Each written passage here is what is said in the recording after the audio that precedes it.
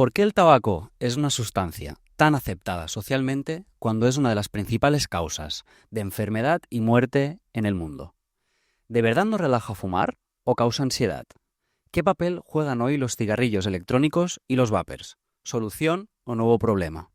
En este capítulo de Brindar con Agua hablaremos de las estrategias más efectivas para dejar de fumar y del papel de los fármacos, que en este caso ofrecen resultados muy prometedores.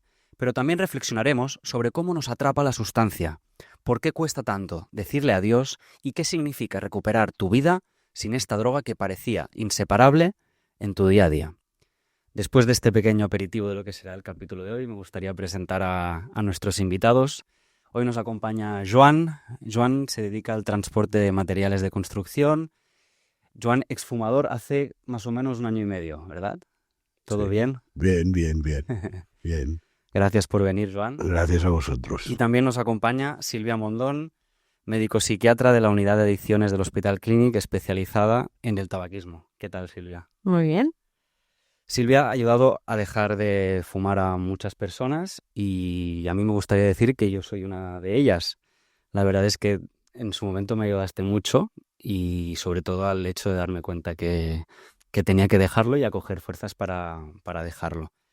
No fuiste la única que me ayudó, porque en aquel momento también me acompañó Mireia Gray, que era una compañera de la unidad de adicciones de aquí del Hospital Clínic, que desgraciadamente Mireia nos dejó hace 5 meses, una gran amiga nuestra, de hecho era tu mejor amiga, Silvia, y me gustaría pues que este capítulo también se lo dedicáramos a ella, porque aparte de la gran persona y profesional que era, me ayudó a mí, como me ayudaste tú, a dejar de fumar y pues si te parece bien, Silvia, se lo vamos a dedicar ya que la echamos mucho de menos. Y tanto que sí, estaría muy contenta. Hoy hablaremos con Joan y con Silvia sobre el tabaco y sobre su adicción. Si quieres saber cómo afectan las drogas a nuestro cuerpo, si te preocupa alguien cercano o simplemente quieres informarte sobre sus riesgos antes de consumir, este es tu espacio, un lugar en el que brindamos con agua, porque hacerlo también puede traer buena suerte. ¡Salud!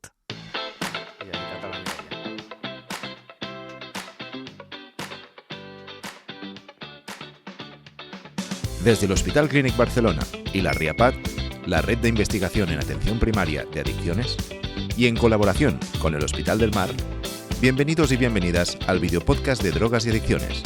Bienvenidos a Brindar con Agua, con Daniel Folk. Vale, pues vamos con el plato fuerte de hoy, todo lo que nuestros invitados nos tienen que contar, en este caso sobre el tabaco. Me gustaría empezar contigo, Joan, preguntándote si nos podías contar un poco cómo ha sido tu historia con el tabaco, ponernos un poquito de contexto. Sí, bueno, pues supongo que empecé un poco como todo el mundo. No sé, debía tener... Bueno, empecé un poco tarde, ¿eh? Yo empecé a los 18 o así. Que es curioso porque recuerdo que a mi padre le dije que no fumaría nunca, porque él fumaba, y yo le dije no fumaré nunca. Y bueno, pues cosas que pasan, que sí que empecé a fumar un poco tarde, pero... y bueno, pues eso, como todo el mundo, era, no sé, un poco moda, el salir por la noche, empiezas con los cigarros. Es curioso, incluso recuerdo el primer cigarro que me fumé, ¿eh? Pero bueno, a partir de ahí, pues, claro, he estado pues casi 40, no sé cuántos tengo ya, 45 años fumando. Es verdad que yo he sido un fumador de paquete diario, tampoco he sido de aquellos de... Pero bueno, mi historia, no sé, que es un poco esta, ¿Qué fue lo que te motivó, Joan, para dejarlo? Bueno, esto es un tema, a mí, curiosamente o no, a mí realmente ha sido, siempre lo explico, el miedo, ¿eh? En mi familia, por parte de mi padre, desde mi tatarabuelo, mi abuelo, mi padre, han muerto por esto, por cáncer de pulmón, por fumar. Yo ya hace años que me decía, hace muchos años, que tenía que dejar de fumar. Y no había manera, no encontraba el momento. Pero sí que en mi caso ha sido, o sea, respeto y miedo y ya llegó un punto, ahora hace ya unos años, en que cada cigarro que me encendía era ya no los disfrutaba, ya pensaba esto lo has de parar, esto lo has de parar. Y, y bueno, entonces, ¿cómo? No sé si explicarte cómo lo hice, lo de... Sí, por favor. Entonces, pues ya digo, el año pasado ya empecé, bueno, el deporte me ayudó un poco, porque a mí me da mucha pereza todo este tema del deporte, pero empecé a hacer deporte, entonces empecé a reducir. Yo, en mi manera de hacerlo fue empezar a reducir. Yo fumaba, no sé, un paquete por decir algo, recuerdo que pasé 15 cigarros, luego creo que fueron 12, luego pasé a 10, a 7, llegué a 5, pero me di cuenta que 7 era mi dosis diaria. O sea, de 5, los 7 cigarros era mi dosis diaria. Y de ahí un buen día ya me decidí que tenía que hacerlo. No, la verdad que no he pedido ayuda, yo no lo he hecho con pastillas, con medicación, no lo he hecho con nada. Ha sido un poco lo que te digo, esta sensación de miedo, de decir, bueno, ya tengo una edad y tengo que parar. Y entonces, un buen día, me acuerdo que era un 20 de mayo, debía ser, un 22, y busqué una fecha y dije, oye, no esperes, el 1 de junio. Y fue así, el 1 de junio.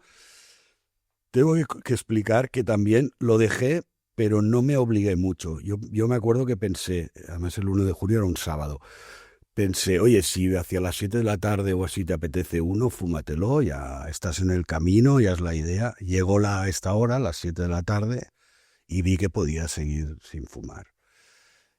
Pasar un día entero sin fumar, a mí me ayudó muchísimo para darme fuerzas para el día siguiente, porque pensé, si ayer lo hiciste, hoy lo puedes hacer. Y fue así. Para acabar con esta pregunta, también os diré que yo al principio me ayudé me compré un vapor de estos de calada sin nicotina. Esto fue, bueno, el sábado lo hice sin nada, pero el lunes me lo fui a comprar y tiré con este vapor, bueno, cuando me ayudó. Creo que compré 2 vapors, el segundo no lo acabé, sin nicotina. Y luego ya me compré el cigarro de farmacia, este mentol, que esto también me ayudó porque también pienso que hay esta adicción de, ¿cómo se llama? Postural o... Sí. Y este me duró más. Este mentol lo llevaba a todos sitios y estuve varios meses con este cigarro de... Pero bueno, así fue, más o menos como lo hice. Me ha gustado una cosa que has dicho, Joan, que a ver si lo he entendido bien, que al principio quizá tenías la creencia de que no te podías pasar un día sin fumar y lo primero que te pasó y que te motivó fue darte cuenta de que sí que podías aguantar sin fumar. De hecho, efectivamente, porque además, de hecho, ya te digo que tenía hasta la hora. O sea, sabía que el sábado a las 7 de la tarde seguramente ya no podría más. O sea, el cuerpo me pediría un cigarro. Y no era esto así. y en adicciones de estas, yo sé que si tú ya te pones una excusa, es bastante fácil que al llegar esa hora, pero llegó esa hora y pensé, oye, puedo pasar. Y luego por la noche se me hizo menos complicado. Y así fue, sí, así fue. No sé si nos podrías explicar un poco, Joan, otras estrategias o otras cosas que te funcionaron, quizá más a nivel de nuevos hábitos tuyos o aparte del deporte que Sí, bueno, comentabas. mira, desde luego el deporte me ha ayudado. Dejé el café, porque la verdad que iba muy acompañado. Es que te puedo decir que seguramente mi cigarro favorito era el de la mañana, supongo que como a muchos, pero ese momento del café cigarro es que era mi momento. De hecho, yo pensé que sería el más, bueno, y seguramente lo fue, el más complicado de... Pero bueno, otras estrategias.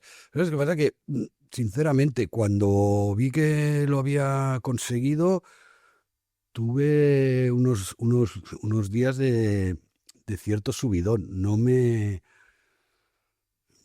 no cambié muchos hábitos. Yo ya sé que se dice, oye, no vayas a no sé, tampoco, la verdad es que ya no voy, no salgo de noche mucho, no me... Pero no tuve bastante alegría que me duró lo suficiente como para poder pasar. No cambié muchas cosas.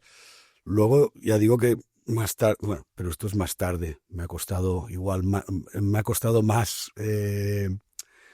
mantenerme sin fumar luego que no al principio.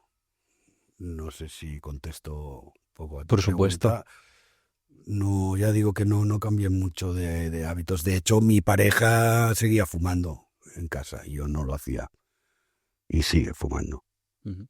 Eh, Y desde que no fumas, Joan, déjame preguntarte qué cambios positivos has notado en tu vida. Hombre, mira, por ejemplo, puedo estar hablando aquí sin temor a tener una tos de esas porque lo he pensado al principio, ¿no? Esto es sobre todo la primera que yo noté, ya no es tanto el sabor o el olor, que también, era lo de la tos. Era esas mañanas con una tos terrible y un día se lo comenté a la doctora que creo que hasta me ha cambiado la voz. Yo tenía una voz muy grave, pero bueno, yo lo veo mucho sobre todo en lo respiratorio, digamos. Y luego sí que es verdad que ya te viene, bueno, pues esto, el sabor, el olor y estas cosas que yo me di cuenta más tarde. Y me dejó alguna cosa, pero en principio esto es lo que más noté, el tema respirar, ¿no? Ujú. Y Joan, si tuvieras delante a alguien que fuma y está planteándose pedir ayuda, dejar de fumar, ¿qué consejo le darías para dar ese primer Hombre, paso? a ver, muchas veces digo que creo, y además he hablado con fumadores, y a mí me pasaba, por ejemplo, ¿no? Que le preguntaba a alguien si tenía fuego o lo que sea, decía, no fumo, y yo le decía, hostia, qué suerte tienes. O sea, yo creo que la mayoría de fumadores, o el 80%, no sé, les gustaría no fumar. Yo creo que saben que es digamos, bueno, se puede decir que es una droga, ¿no?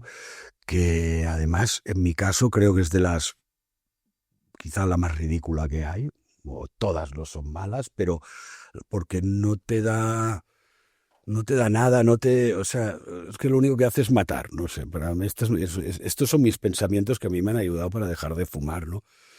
Que, oye, no coloca, no sé, es una cosa que te engancha tanto y tal. Bueno, la idea es que dejen de fumar, está claro que es un paso, bueno, muy importante y que les ayudará en muchas cosas. Es que al final para mí es ridículo el tema de fumar, es un vicio muy ridículo, no sé definirlo de otra manera.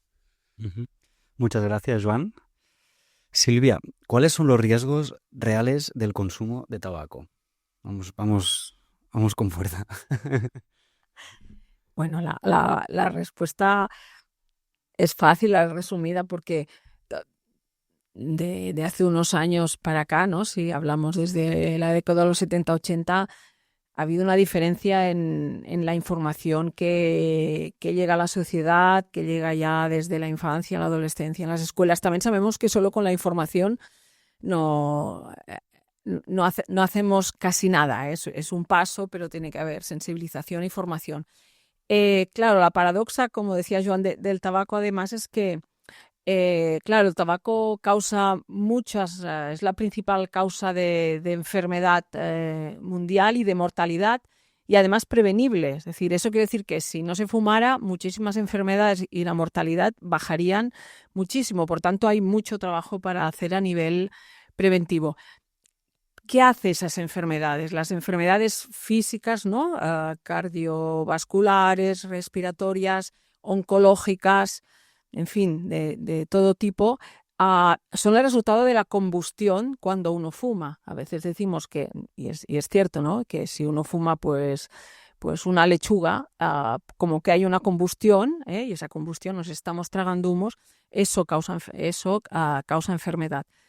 La paradoja o la realidad que quizá queda oculta por la normalización del consumo del tabaco es que, claro, el tabaco tiene nicotina y la nicotina es la que engancha y es el drama, ¿no? Porque si, como dices, Joan, si uno fuma y sabe que se puede poner muy enfermo, bueno, pues quizá lo hace un tiempo y luego lo deja, pero cuando uno lo quiere dejar resulta que está enganchado.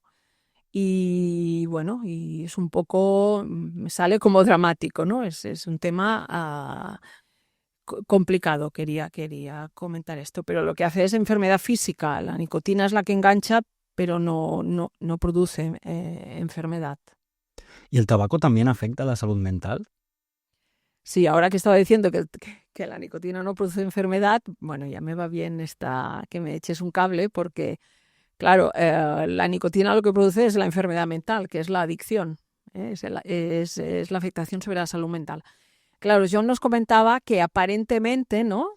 El tabaco no causa trastornos de conducta tan inmediatos y tan aparentes como tomar cocaína, alcohol, cannabis o heroína. Pero si lo pensamos con sutileza y atentamente, sí que causa cambios en la conducta.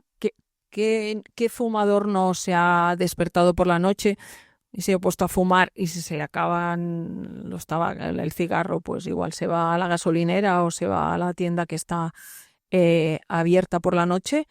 ¿Cómo priorizamos, ¿no? Que es un ítem para definir una adicción.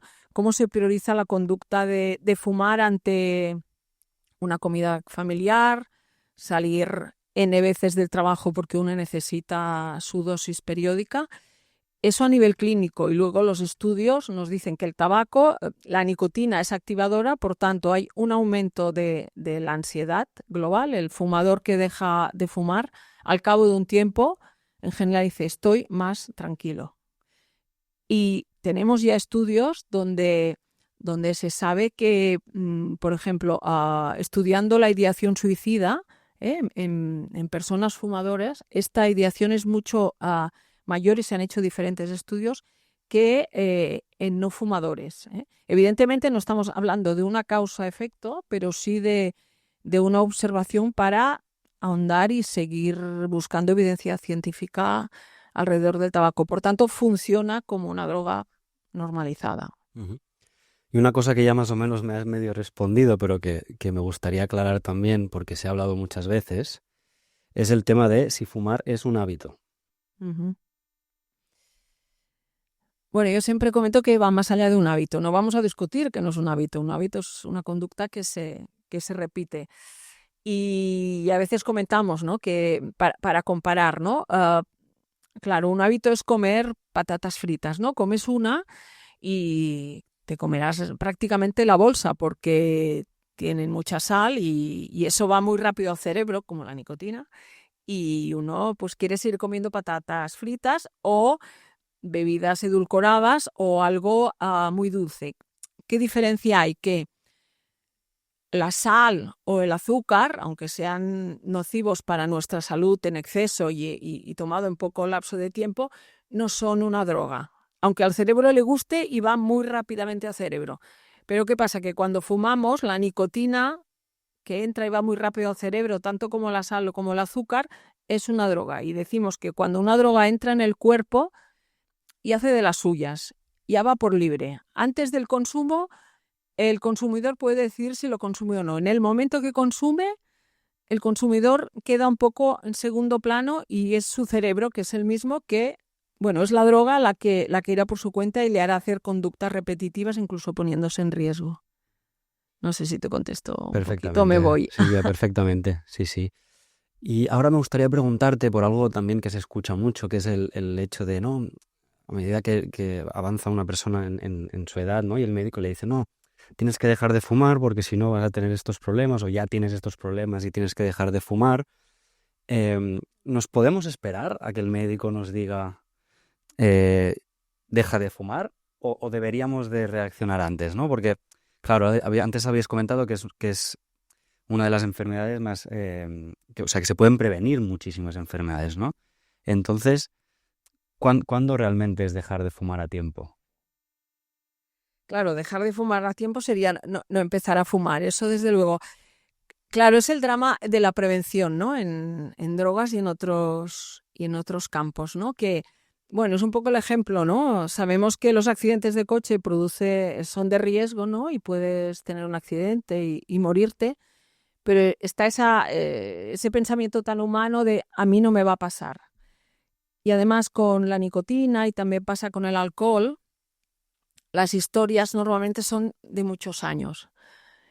Sabemos que la edad de inicio es 12, 13 años.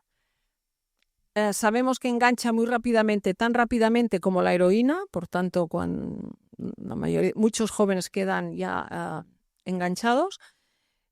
Luego, ¿qué hacemos a partir de aquí? Claro, uno piensa que joven, no, ¿cómo va a ponerse enfermo? De entrada, eso pasará más adelante y ya me lo plantearé. Entonces, aquí está el dilema. Es obvio que cuando antes se deje de fumar mejor, pero incluso personas que fuman, ¿no? Explican que a mí no me ha pasado nada, esperaré a que me pase algo. Entonces, lo que planteas creo que es un reto que tenemos los profesionales, como para trabajar desde todos los ámbitos de la salud este tema y introducirlo de una manera transversal en nuestras intervenciones, porque además se sabe que el consejo breve, incluso de 1 minuto, tiene unos efectos de un 8% de personas que entonces intentan dejar de fumar.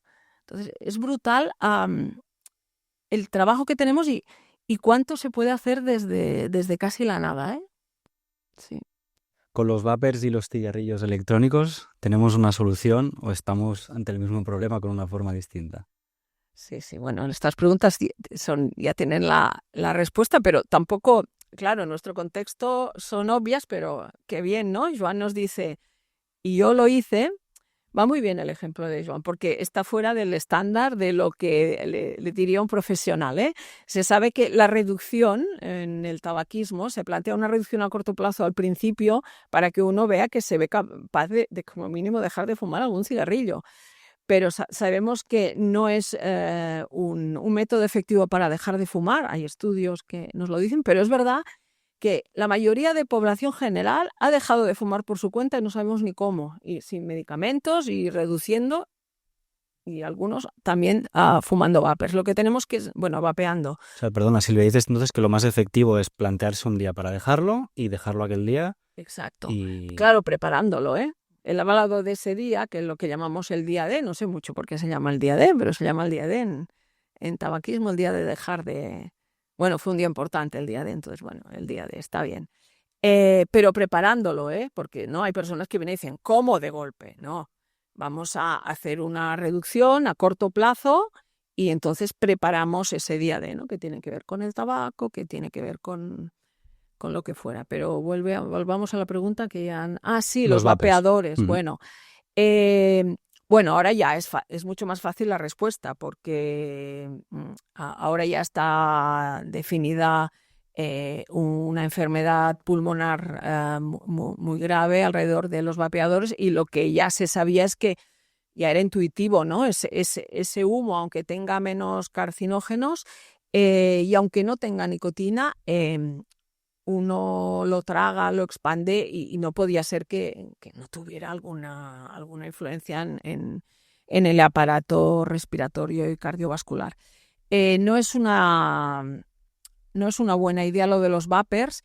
Sí que Joan nos hablaba de los vapeadores sin nicotina, es verdad que están, pero entonces tenemos, yo creo que ese escándalo que es ahora en el anteproyecto para reformar la ley está presente, que es que estos vapeadores sin nicotina, no sé si lo habrán visto, se venden en algunos supermercados, en las cajas, en lugares que se vean, porque comentan que si no lo roban los adolescentes. Entonces, en Estados Unidos, que en esto sí que van un poco más avanzados, y han hecho estudios, y la vía de entrada del tabaco son los vapeadores, que como menores de edad a veces empiezan sin nicotina y con múltiples sabores, incluso hay sin nicotina con sabor a tabaco, y luego van tomando tabaco, quedan enganchados a la nicotina y acaban, y es la vía de entrada para el tabaquismo, ¿eh? Entonces, no los aconsejaremos, no se aconsejan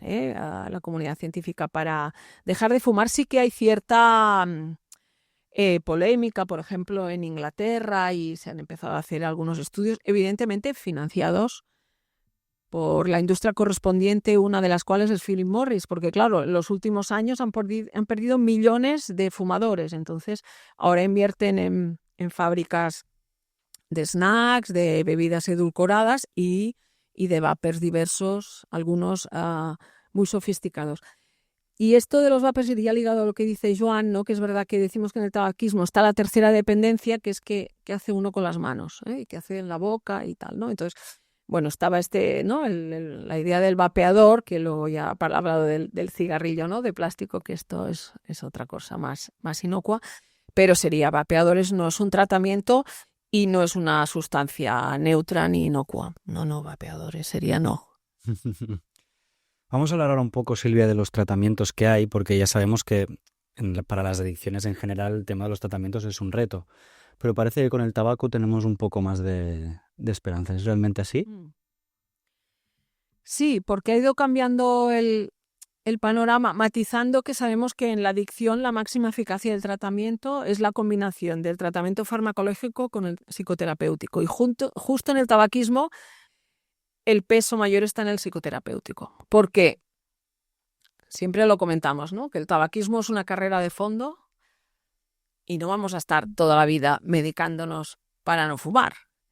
Pero eso no quiere decir que uno durante un tiempo no pueda estar acompañado psicoterapéuticamente para cuando tenga dificultades, cuando ha dejado de fumar y tiene ganas, ¿no? Porque hay ¿cuántos estímulos al día hay? ¿No? Si uno fuma 20 cigarrillos, ¿cuántos estímulos al día hay? Como para que luego cuando estén los mismos fuera, conducir, coger el teléfono, enfadarse, relajarse, lo haga sin fumar. Eso es todo un trabajazo. Pero sí que es verdad que en los últimos años el arsenal farmacológico en tabaquismo está muy diversificado y aumentado. Y eso es una buena noticia. Estamos hablando máximo de 3 meses de tratamiento si lo hacemos con parches de nicotina, que se pueden combinar con nicotina oral en forma de comprimido, chicleto o spray. Y luego tenemos medicamentos, ¿no? Como el primero que hubo fue el bupropion, que es un antidepresivo, pero que se vio de una manera casual que disminuía mucho las ganas de consumir. No se sabe exactamente por qué mecanismo, porque queda muy claro el mecanismo antidepresivo, pero no demasiado el otro. Pero sí que es cierto que ha sido el primer bueno, antes los parches, pero la nicotina terapéutica, pero el bupropion fue el primer medicamento así, en forma de comprimido que salió. Sí que es cierto que ahora lo utilizamos de forma limitada. Claro, mi opinión es sesgada porque soy psiquiatra y el bupropion tiene muchas interacciones y algunas contraindicaciones, con lo cual en la mayoría de nuestros pacientes que toman medicación psicótropa tenemos que ir con cuidado. Y es verdad que los otros medicamentos han sido diseñados expresamente para dejar de fumar. Una es la vareniclina, que es el famoso Champix, que ahora no está, pero han salido 3 o 4 vareniclinas otra vez en la actualidad, están en mercado.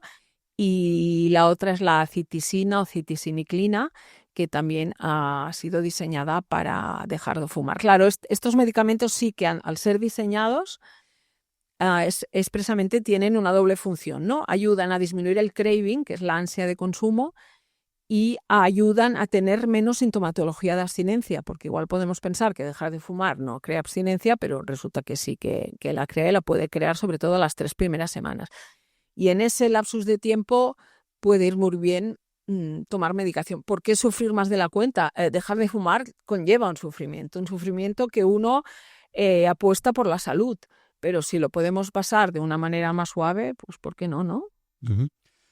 ¿Cómo suele manifestarse la abstinencia en el tabaquismo? Claro, es una abstinencia muy larvada, muy poco llamativa. De hecho, ocurre en el hospital cuando hay personas ingresadas que se atribuye el malestar que puede tener el paciente a todo menos a la abstinencia al tabaco. La abstinencia del tabaco puede ser muy diversa, desde cefaleas, somnolencia nocturna e insomnio diurno, no quiere decir que pase toda la vez. Puede haber restreñimiento, porque es verdad que el tabaco, igual que el alcohol, irritan el tracto gastrointestinal y luego cuando uno lo deja puede tener restreñimiento. Puede estar como deprimido, no me acaba de gustar la palabra, pero sí que más decaído, como que a uno le falta algo, con cierta labilidad emocional. Todo eso puede ocurrir. Somatizaciones, aparte de cefalea, que uno no sabe, le duelen, ¿no?, a las articulaciones. Pueden pasar todas esas cosas, normalmente no pasan todas, son leves, y uno de los signos de abstinencia es el craving. O sea, hay casi en unos momentos, no sé, Joan nos lo puede ratificar, una cosa obsesiva de ansia de consumo. Decir, bueno, a ver, ¿no? Hay personas que lo dejan y dicen, los primeros días es como una obsesión, o sea, no puedo fumar, ¿cómo lo hago? No podré hacerlo. Y todo eso es la abstinencia al tabaco. Poca física, o sea, no hay una repercusión grave como podría ser una abstinencia al alcohol, donde necesariamente se tiene que medicar. En el tabaco no necesariamente se tiene que medicar, porque no. El riesgo para la salud es cuando uno fuma, no cuando uno deja de fumar. Entonces, Silvia, lo que estabas diciéndonos es que dejar de fumar es una apuesta a largo plazo, ya que las primeras semanas se puede experimentar cierta abstinencia, pero que suertudamente hoy en día existen unos medicamentos que te pueden facilitar la vida y hacer que este proceso de abstinencia que acaba pasando sea un poco más fácil. Sí, me hacías pensar que sería no estar tan solo, ¿no? Y ahora pensando, no estar tan solo simbólicamente, me acompaña una medicación y ahora, claro, voy hacia mi terreno, ¿no? Que es esta parte psicoterapéutica, ¿no? Cuando uno puede estar acompañado por un amigo, por un familiar o por un profesional o con un grupo de terapia que te acompaña los primeros meses, no sé, creo que se vive, si lo pensamos en general, no para el tabaco, para todo, ¿no? Si uno está acompañado en algo que cuesta de hacer, bueno, se lleva de otra manera, ¿no? Y pensaba, pues en los medicamentos también, ¿por qué no? Sí. Como más ayuda puedas tener, ¿no?, de varias áreas y de varios puntos, mejor probabilidad de éxito vas a tener al dejarlo. Sí. Y para terminar, Silvia, me gustaría preguntarte si tuvieras, de nuevo la misma pregunta que le he hecho a Joan, alguien delante que fuma y que está dudando en dar el paso para dejarlo, ¿qué consejo le darías para animarlo a dar ese paso?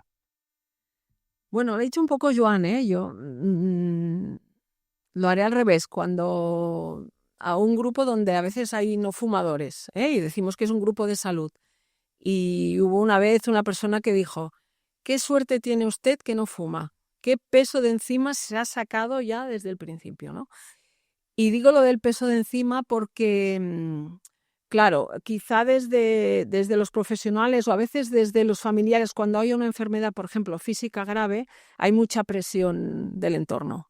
Mucha presión que sale en forma de reñir, en forma moralista, y como no se entiende parece mentira.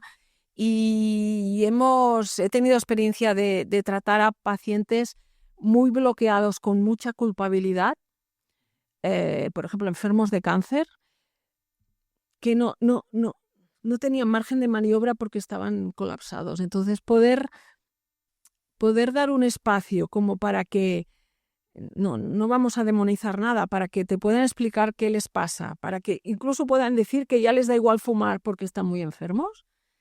Ahí eso da un margen psicológico y terapéutico que te ayuda a avanzar. La parte psicoterapéutica, lo que está más demostrado es hacer una intervención de orientación motivacional, y la terapia que está más estudiada es la cognitivo-conductual. Pero yo diría que una mezcla de todo esto desde una intervención muy holística y sin demonizar, sin echar broncas, sin hacer el discurso del experto, ¿no? Que parece mentira, que usted, qué tal, ayuda a las personas a dejar de fumar. A mí, cuando vienen a la consulta y me dicen, bueno, vengo porque usted es la especialista que me tiene que dar la nueva medicación, yo siempre les digo que acabo antes haciéndole la receta, pero que yo de entrada yo no les querría hacer ninguna receta porque ¿quieren ellos dejar de fumar? Les hago esta pregunta, porque claro, los que tienen que dejar de fumar son ellos. Alguna persona se me ha enfadado, porque claro, ellos vienen que tú les soluciones el problema. Entonces, Decimos que le vamos a acompañar en eso, igual le vamos a ayudar en algo porque yo soy un medicamento que él no sabe, pero él es el que tiene que dejar de fumar. Le vamos a acompañar, le vamos a dar herramientas, energía, pero se tiene que ir con la idea que tiene que dejar de fumar y que ya cuando salga, aunque no tengamos día de aún, tiene que reducir como mínimo, pues no sé, 2 cigarrillos, ¿no? Pasar a la acción. Y que cuando uno llega y ya dice que quiere dejar de fumar, ya ha empezado el tratamiento, ¿no? Porque es todo un proceso muy largo. Pasar a la acción, en definitiva. Sí, sí. Muchas gracias a ti también, Silvia, y pasamos a la sobremesa. Gracias.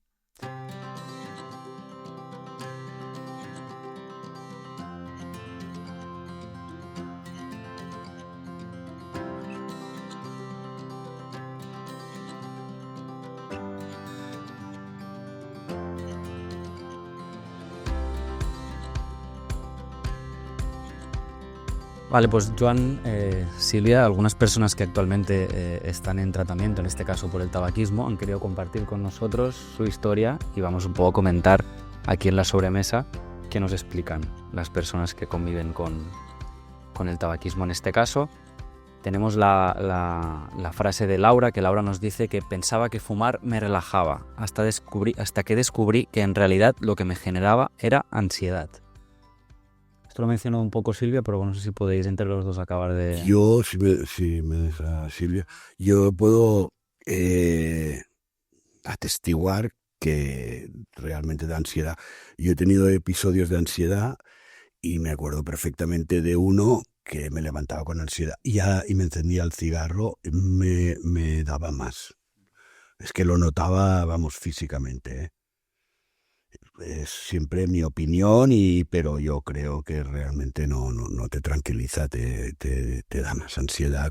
Y más si tienes, se te dispara. No sé, la doctora.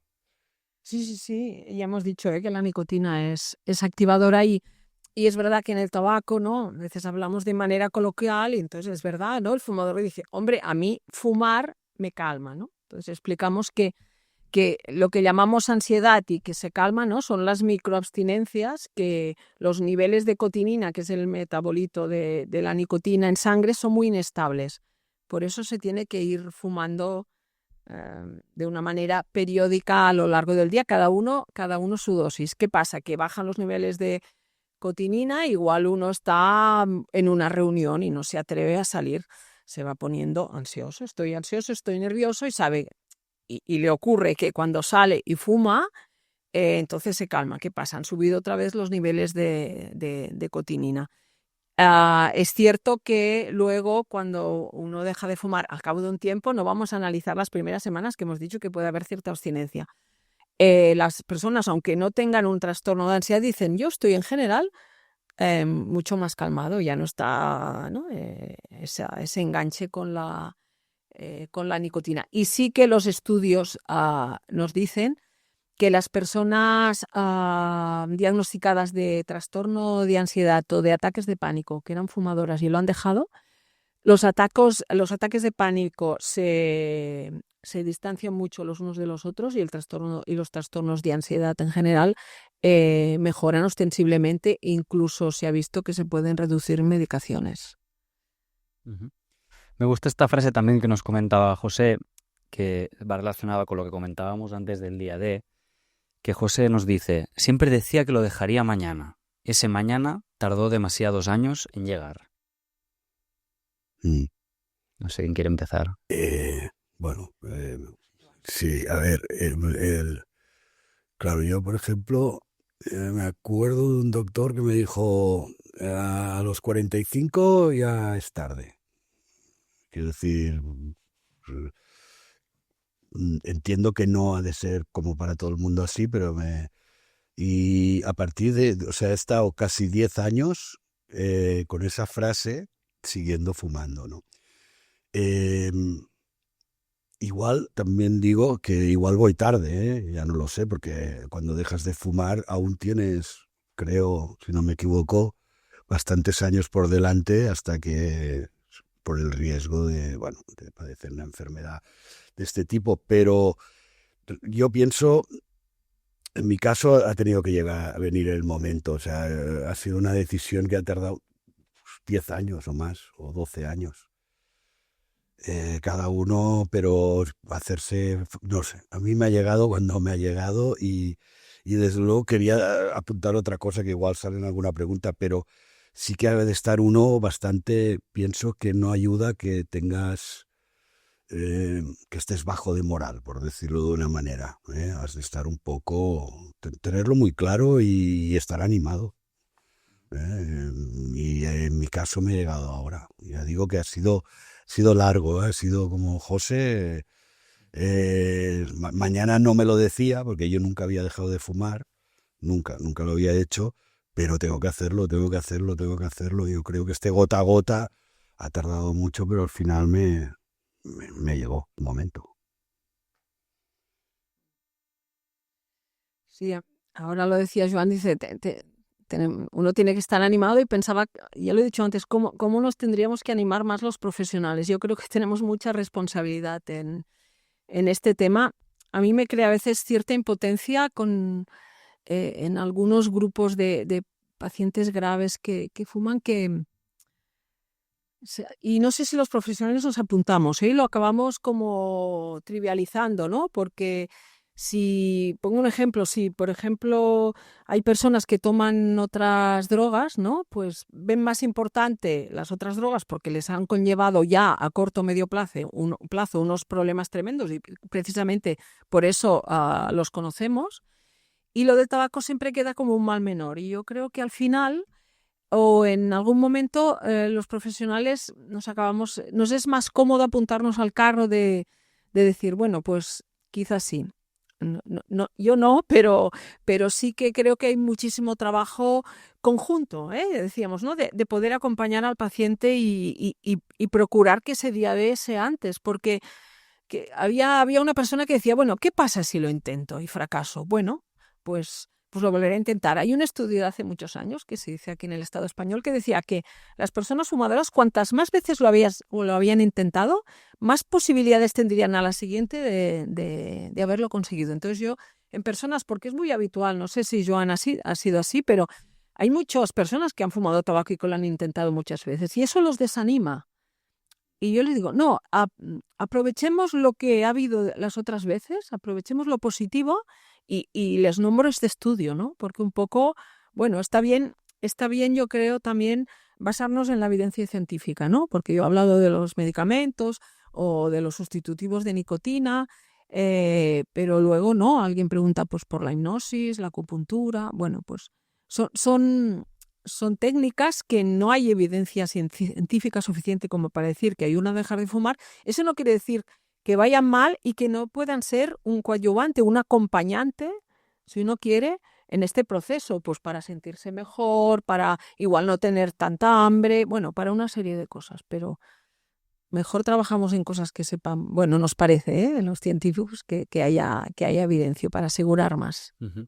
Entonces, para cerrar lo que nos comenta José, podríamos decir que marcarse un día D para poder hacer una buena planificación, qué hábitos cambio, voy a tomar medicación o no, de qué más me acompaño de otras alternativas. Hacer esta buena planificación, marcarse este día D, es uno de los pasos más importantes para poder dejar de fumar.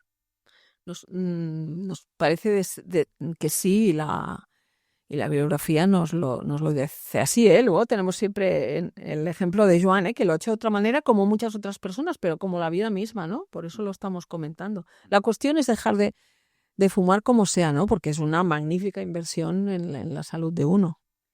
Y perdón, o sea, al final yo me marqué un día D. Quiero decir, yo empecé a reducir mucho, llegué a 5, luego subí a 7, me di cuenta y dije, esto va a ser quiero decir, estoy a 7, 8, porque hoy me he ido a cenar, 10, entonces fue un poco mi decisión. Y al final dije, tengo estos 10 días, me los puse ya, pero yo ya había llegado a este punto. Yo hice hipnosis y acupuntura. Yo hice, vete a saber, lo hice varios meses antes, igual lo de la hipnosis me sirvió, no sé, 8 meses después, pero que no quiere decir, como ha dicho la doctora, que no sirva, pero al final en mi caso fui yo que dije ya hasta aquí lo tengo claro, ahora parece que lo tengo claro. Bueno, yo creo que está muy bien un poco lo que habéis comentado los dos, porque al final tenemos que fiarnos de lo que nos dice la ciencia, la evidencia científica, pero también hay muchas opciones y el trabajo que hacéis, Silvia, porque yo lo he visto, es el de también ayudar a la persona a encontrar cuál es su mejor alternativa y cuál es lo que esa persona prefiere, ¿no? y quiere hacer para dejarlo. Y en eso puedo asegurar yo, porque he estado allí, hacéis un trabajo genial en centrarlo en lo que necesita la persona. Y para cerrar, me gustaría hablar de la frase de Ricardo, porque ese también es un tema que ha salido alguna vez, que lo hemos hablado tú alguna vez, Silvia, que dice: el cigarro estaba en todos mis momentos, al levantarme, al trabajar, al celebrar. Dependía de él como de una pareja tóxica. Dejarlo fue un duelo, como despedirme de alguien. No sé si lo viste así tú, Joan, por ejemplo.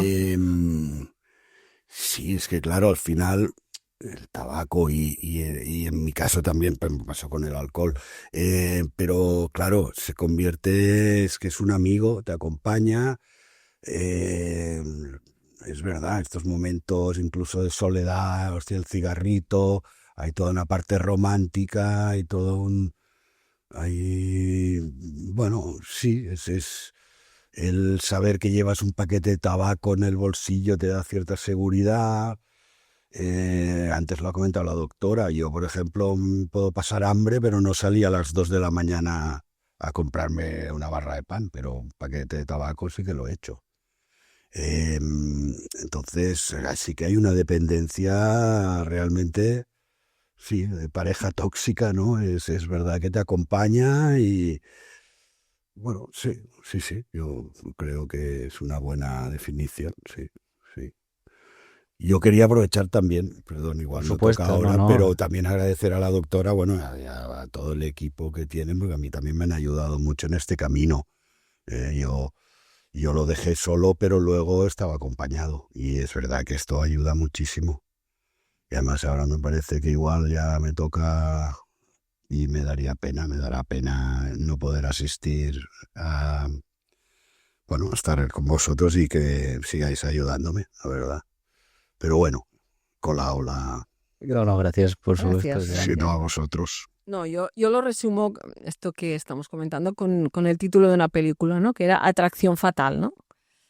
Bueno, pues es tremendo, ¿no? Uno queda ahí enganchado en una relación que da cosas, claro, ¿no? Decimos que las personas pueden ser adictas, pero no necesariamente todo el adicto es masoquista, es decir, uno saca réditos, saca cosas positivas. Desde el principio de la historia de la humanidad se consumen drogas, tienen unas funciones, pero bueno, minimizamos a medio y largo plazo los efectos de quedar enganchado con todas esas consecuencias, y a corto plazo, sobre todo con otras drogas, claro, situaciones, ¿no?, de siniestralidad, de accidentes, de hacerse daño. Entonces sí, hay una atracción fatal que es fatal y que cuesta de desengancharse. Y luego está este tema del duelo, que a veces lo trabajamos, ¿no? Uno, si piensa en este paradigma, creo que está muy bien, ¿no?, poder entender, ¿no?, cuando dice, me encuentro a faltar algo, me falta algo, tengo un vacío, no sé cómo disfrutaré de la fiesta si lo tengo asociado a, ¿no?, a fumar, no sé, cuando me estrese, cómo lo haré si no puedo fumar. Pues sí. Yo, si me dejas añadir una, que fue el verano pasado, me acuerdo que era, claro, había viajado en junio, me iba de viaje, fui a Asturias, y yo me veía sentado en un banquito viendo el paisaje y sin el cigarro, y se me hacía, ostras, no lo podré disfrutar, no disfrutaré igual eso, ¿no? O sea, eso se me metió en la cabeza. Luego hice el viaje y no me pasó, que a veces también, pero bueno, esta idea romántica, por esto decía, ¿no?, de que te acompaña y de que disfrutarás más ciertas cosas, pues de una comida, un cigarro, ¿no? Hombre, esto es parte ¿no?, del ritual y hostia, ¿cómo lo haré? Bueno, pues se hace y al revés, no... Luego, para acabar, hay otro tema que no hemos hablado, pero que me habla mucha gente, que yo no me acuerdo, y es lo económico, ¿eh? Y hasta la salud, pero lo económico, ahora estamos, me parece, a 6 euritos el paquete. Es que Pero bueno, yo sé de gente que tiene una aplicación que se va guardando, te dice lo que te hubieras gastado, se lo va guardando y se compra caprichitos. Antiguamente la hucha, ¿no? O la hucha, sí, bueno. Pero bueno, este es otro tema que ya no. Bueno, pero está bien mencionarlo porque Sí. se me había pero pasado. Sí, es lo verdad económico es importante también, claro, porque es curioso que a veces igual no tienes para no sé qué, pero para el tabaco sacarás. Y esto también, ¿no? eso también no deja de ser algo de la enfermedad, digamos, ¿no? Del tabaquismo. La motivación económica es una de las motivaciones más importantes que nos encontramos hoy en día, Silvia, en la clínica. Yo diría que de las más importantes, ¿no? Porque quizá uno lo puede ver más cuando ha pasado un tiempo, pero hay mucha culpabilidad también, porque lo primero que sale es, madre mía, el dinero que me he gastado, y darle la vuelta cuesta un poco. No acostumbra a ser una motivación. Y la de la salud necesariamente tampoco, aunque sí que se expresa, pero a veces son cosas muy sutiles, ¿eh? Una abuela que ha tenido un nieto y que la hija le dice, así no te lo voy a dejar. No es que no fumo, no, es que hueles a tabaco aunque no fumes delante de él, por ejemplo. Eso ha sido un motor de cambio de más de una persona que yo he tratado. Y a veces hay otras cosas, también hay resistencias, ¿no? Por ejemplo, en mujeres que sabe que hay más posibilidad de que haya un cierto aumento de peso, ¿no? Bueno, hay resistencia, entonces por eso se intenta trabajar también desde lo positivo, ¿no? No tanto, no puedes fumar porque te vas a poner enfermo, no. Bueno, vamos a darle la vuelta. ¿Qué tenemos de positivo, ¿no? ¿Qué habrá, ¿no? Todo el tema respiratorio, todo el tema físico, ¿no? De la piel, por ejemplo, en las mujeres, ¿no? Pueden hablar del peso, pero igual no saben que claro, la nicotina queda enganchada a nuestra piel, a las paredes de las casas. Bueno, y antes hemos empezado hablando de información, entonces es verdad que va bien seguir dando información porque hay mucha, ¿no? Alrededor de la nicotina, ¿no? De la nicotina, pues esto, que este resultado de unas reacciones químicas que quedan en las casas todo amarillo, eso de que uno fuma en el balcón y como ya fuma en la ventana ya no entra dentro, ¿no? Esto pasamos a una diapositiva de una piscina, ¿no? Si uno se hace un pis en la piscina, a ver, no, aunque pongas una red, pues es exactamente lo mismo, ¿no? Entonces, bueno, seguir dando información, formación y sensibilización lo veo muy importante. De que estás haciendo una inversión en salud, de que vale la pena y de que, Ganas dinero, etcétera. Pues muchas gracias a los dos. Y si estás escuchando esto y sientes que necesitas ayuda, queremos recordarte que no estás solo. Puedes acudir a un centro de atención primaria o a un centro especializado en adicciones. Ya sea para resolver dudas, hacer una consulta o simplemente hablar, no dudes en ponerte en contacto. Pedir ayuda o informarse es siempre el primer paso. Pues muchas gracias por venir al programa.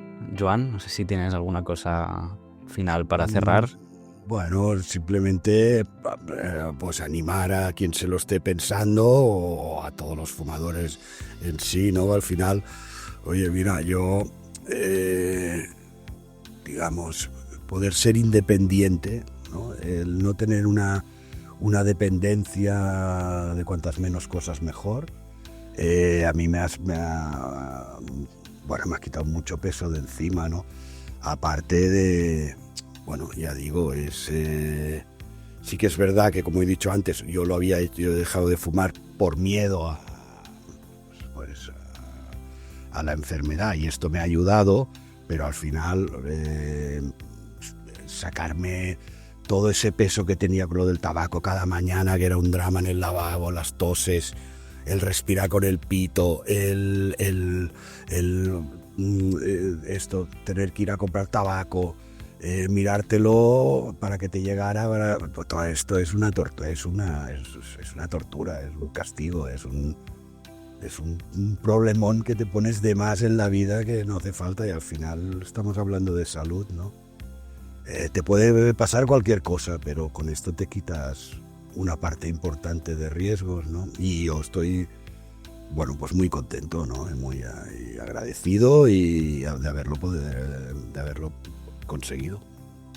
Pensaba que te has liberado, ¿no? Una Es que te has liberado y te ha cambiado la vida, ¿no? Es una liberación, Como... claro, es sacar muchas piedras de una mochila, es esto. Y encima, para tener mejor salud, está claro. Al final, lo decía al principio, pero fumar es ridículo. Al final, el tabaco no tiene nada bueno. O sea, es que no hay, no lleva hierba buena para que, ¿no? Te dará mejor aliento, no sé. Aunque sea esta chorrada, no, es que el tabaco no tiene nada, no te va a correr los pies planos, no te va, o sea, es... bueno, pues haberme liberado de esto es alucinante.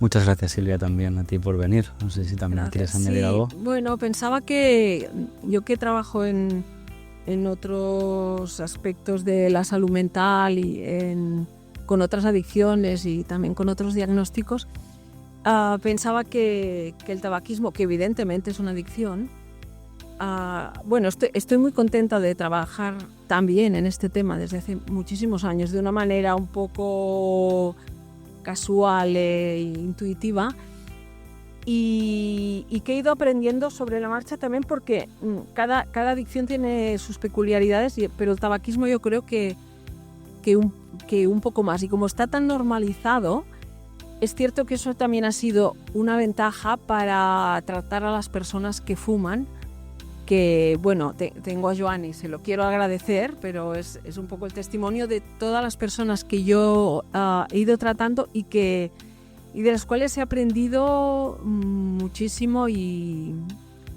a veces sobre la marcha. Antes hemos nombrado a Mireia y hacíamos este grupo de terapia con ella y lo decíamos, ¿no? Que íbamos aprendiendo a medida que íbamos escuchando, dando tiempo y conociendo a las personas que teníamos delante, sobre todo con ese ejemplo que he puesto de personas enfermas físicas graves que estaban tan bloqueadas con tanta culpa y que eran incapaces de movilizar y que al final han dejado de fumar y claro, es que la calidad de vida, sea la vida que a uno le quede, bueno, es que no tiene color. Por tanto, otra vez las personas que no fuman no saben el tesoro que tienen, porque hay un trabajazo en dejar de fumar. Y las que lo han dejado, otro tesoro, ¿no? A mí me parece... Y otro trabajazo magnífico, aún. Que sí. Y a seguir, nunca tiramos la toalla. No. Muchas gracias a los dos y, por supuesto, gracias a todos nuestros oyentes por estar al otro lado. Esto ha sido Brindar con Agua, el videopodcast de drogas y adicciones, porque comprender, escuchar y, en definitiva, comunicarnos nos acerca a las personas y nos ayuda a aliviar el sufrimiento, combatiendo el estigma de cualquier problema de salud mental, especialmente las adicciones. Nos vemos en el próximo capítulo, os dejamos con la cuenta.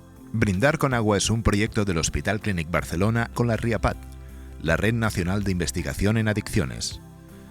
La RIAPAT está formada por una red de científicos de hospitales y universidades de toda España que trabajan juntos para, entre otros objetivos, mejorar la prevención del consumo de drogas, el diagnóstico, los tratamientos y la comprensión de cómo afectan las drogas al cerebro y al organismo.